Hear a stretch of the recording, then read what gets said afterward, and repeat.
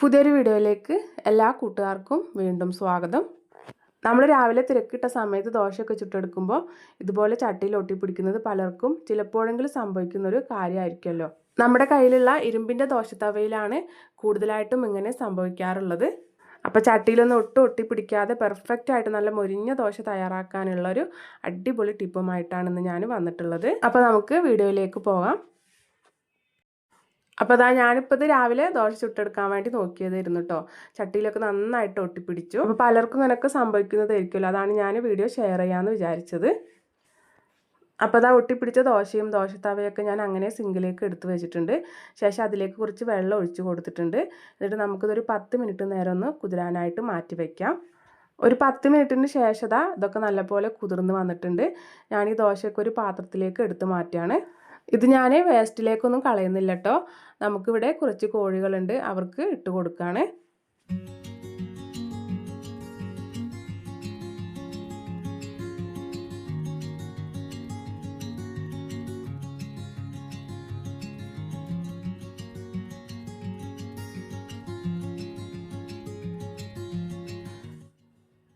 ഇനി ഞാനിത് ആ ദോശത്തവയിലേക്ക് നല്ല തിളച്ച വെള്ളം കുറച്ച് ഒഴിച്ച് കൊടുക്കുന്നുണ്ട്.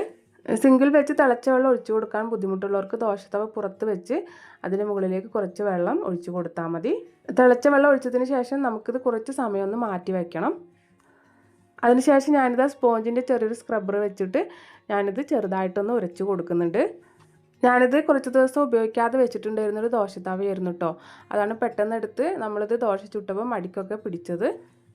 അപ്പോൾ നമ്മൾ ഉപയോഗിക്കാതെ വെച്ചിട്ടുള്ള ദോശച്ചട്ടിയിൽ ദോശയൊക്കെ ചുടാൻ ഉദ്ദേശിക്കുന്നതിൻ്റെ തലേ ദിവസം തന്നെ ഈ ഒരു ക്ലീനിങ് ഒക്കെ ചെയ്ത് വെക്കണം കേട്ടോ. അപ്പോൾ ഞാൻ ചെറുതായിട്ടൊന്ന് ഉരച്ചതിന് ശേഷം ഇതുപോലെ ഒന്ന് കഴുകിയെടുക്കുന്നുണ്ട്. ഇനി നമുക്കിതിലേക്ക് 1 ടീസ്പൂണോളം പൊടിയുപ്പ് വിതറി കൊടുക്കുക. അതുപോലെ തന്നെ 1 ടീസ്പൂണോളം ബേക്കിംഗ് സോഡയും ഇട്ട് കൊടുക്കുന്നുണ്ട്.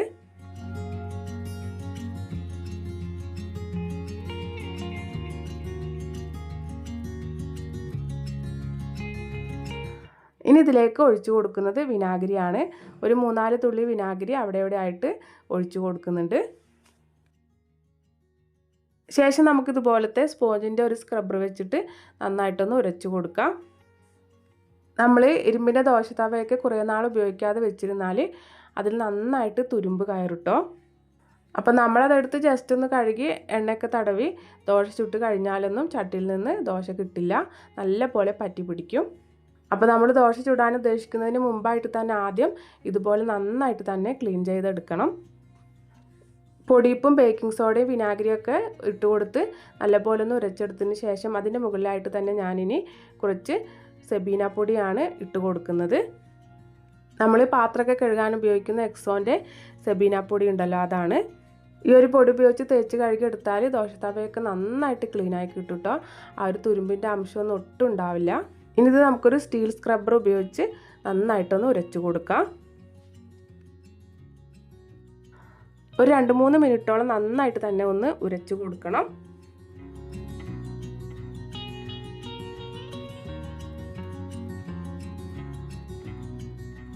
ഇപ്പോൾ ഞാനിത് നന്നായിട്ട് തന്നെ ഉരച്ചെടുത്തിട്ടുണ്ട്. ഇത് നമുക്ക് സിങ്കിലേക്ക് വെച്ച് കൊടുത്ത് അതിൻ്റെ പുറകുവശം കൂടെ ഒന്നങ്ങ് ഉരച്ചു കൊടുക്കാം. നല്ലതുപോലെ ഉരച്ചെടുത്തതിന് ശേഷം നന്നായിട്ടൊന്ന് കഴുകി കൂടെ എടുക്കുന്നുണ്ട്. ഇനി ഇതിലേക്ക് നമുക്ക് പാത്രം കഴുകുന്ന ലിക്വിഡ് ഉണ്ടല്ലോ, അത് കുറച്ച് ഒഴിച്ചു കൊടുക്കാം. അതിനുശേഷം ഈ സ്പോഞ്ചിൻ്റെ സ്ക്രബ്ബർ വെച്ചിട്ട് നന്നായിട്ടൊന്നും കൂടെ ഒന്ന് ഉരച്ചു കൊടുക്കുന്നുണ്ട്. അതിനുശേഷം നമുക്കിതൊന്നും കൂടെ നന്നായിട്ടൊന്ന് കഴുകിയെടുക്കണം.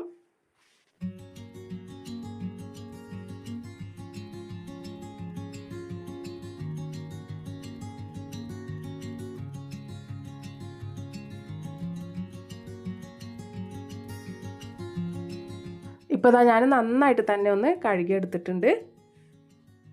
ഇനി ഇത് നമുക്ക് നല്ല വൃത്തിയുള്ള ഒരു ഉണങ്ങിയ ടവൽ വെച്ചിട്ട് നന്നായിട്ടൊന്ന് തുടച്ചെടുക്കാം.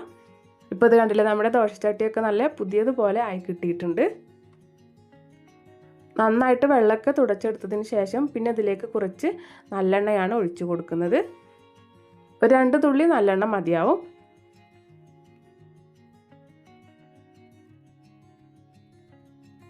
ശേഷം നമുക്ക് ഈ ചട്ടിയുടെ എല്ലാ ഭാഗത്തേക്കും നല്ലെണ്ണ ഒന്ന് തേച്ച് കൊടുക്കണം. നല്ലെണ്ണ തേച്ച് കൊടുത്തതിന് ശേഷം ഒരു ദിവസം നമുക്കിത് ഇങ്ങനെ തന്നെ വെച്ചിരിക്കണം. ഒന്ന് മൂടി വെച്ച് കൊടുത്താൽ മതി. അപ്പോൾ പിറ്റേ ദിവസം നമുക്ക് ആ ഒരു നല്ലെണ്ണയിൽ തന്നെ ദോശ ചുട്ടെടുക്കാം. ഇനി ഇതത് പിറ്റേ ദിവസത്തെ വീഡിയോ ആണ്. ഞാനൊരു വൃത്തിയുള്ളൊരു കോട്ടൺ തുണി എടുത്തിട്ടുണ്ട്. അതിലേക്ക് കുറച്ച് വാളൻപുളിയാണ് വെച്ച് കൊടുക്കുന്നത്. വാളൻപുളി വെച്ച് കൊടുത്തതിന് ശേഷം നമുക്ക് ഇതുപോലെ ഒന്ന് മടക്കിയെടുക്കാം.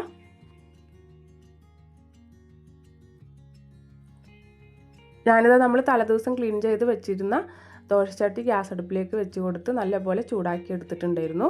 ഇനി ഈ വാളൻപുളി വെച്ചിട്ടുള്ള കോട്ടൺ തുണി വെച്ചിട്ട് നമുക്ക് ഈ ദോശക്കല്ല് നന്നായിട്ടൊന്ന് ഉരച്ച് കൊടുക്കണം.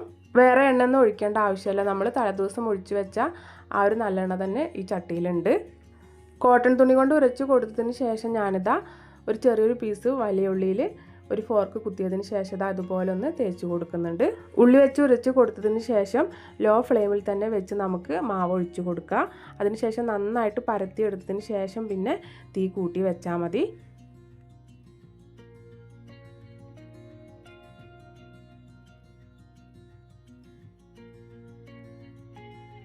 ഇപ്പോൾ ആ ദോശയൊക്കെ ചെറുതായിട്ട് മൊരിഞ്ഞ് വന്നിട്ടുണ്ട്.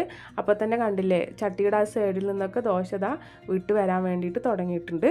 നമുക്ക് ഈ ദോശ ചട്ടിയിൽ നിന്ന് പതുക്കെ എടുത്തു മാറ്റാവുന്നതാണ്. ഇപ്പോൾ ഇത് കണ്ടില്ലേ, ചട്ടിയിലൊന്നും ഒട്ടും ഒട്ടി പിടിക്കാതെ നല്ല മൊരിഞ്ഞ് ക്രിസ്പി ആയിട്ടുള്ള ദോശ നമുക്ക് കിട്ടിയിട്ടുണ്ട്. ഇതുപോലെ തന്നെ നമുക്ക് ഈ ഒരു ചട്ടിയിൽ വെച്ചിട്ട് ഗോതമ്പ് ദോശയും ചുട്ടെടുക്കാവുന്നതാണ്. ഇപ്പോൾ അധിക പേരും കൂടുതലായിട്ട് ഗോതമ്പ് ദോശയൊക്കെയാണല്ലോ കഴിക്കാറുണ്ടാവുക. അപ്പോൾ അങ്ങനെയുള്ളവർക്ക് വേണ്ടിയിട്ടാണ് കേട്ടോ ഞാൻ ഗോതമ്പ് ദോശ കൂടെ ചുട്ട് കാണിക്കാമെന്ന് വിചാരിച്ചത്.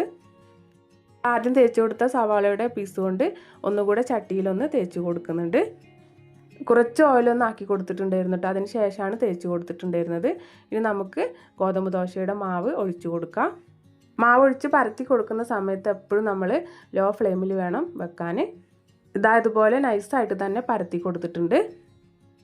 അത് കണ്ടില്ലെന്ന് ഞാൻ നിങ്ങൾക്ക് കാണിക്കാൻ വേണ്ടിയിട്ട് കുറച്ച് ഗോതമ്പ് ഒന്ന് കലക്കിയെടുത്തതാണ് ദോശ ചൂടാൻ വേണ്ടിയിട്ട്. ഇനി മുകൾ ഭാഗം ഒന്ന് ഡ്രൈ വന്ന് കഴിയുമ്പോൾ നമുക്ക് കുറച്ച് ഓയിലൊന്ന് തടവി കൊടുക്കുക. ഓയിൽ തടവി കൊടുക്കണമെന്ന് നിർബന്ധമൊന്നുമില്ല കേട്ടോ. ഞാനിപ്പോൾ കുറച്ച് തടവി കൊടുത്തിട്ടുണ്ട്. അതിനുശേഷം നമുക്കിത് ചട്ടിയിൽ നിന്ന് എടുത്ത് മാറ്റാം. ഇത് കണ്ടില്ല, നല്ല ഈസി ആയിട്ട് ഒട്ടും ഒട്ടി പിടിക്കാതെ നമുക്ക് ചട്ടിയിൽ നിന്ന് എടുത്ത് മാറ്റാൻ പറ്റുന്നുണ്ട്. അപ്പോൾ ഇന്നത്തെ വീഡിയോ ഇത്രയേ ഉള്ളൂ. എല്ലാവർക്കും ഉപകാരപ്പെട്ടു ഇഷ്ടപ്പെട്ടു എന്ന് കരുതുന്നു. ഇഷ്ടപ്പെട്ട വീഡിയോക്ക് ഒരു ലൈക്ക് അടിക്കാൻ മറക്കരുത്. അടുത്ത നല്ലൊരു വീഡിയോയുമായിട്ട് നമുക്ക് വീണ്ടും കാണാം.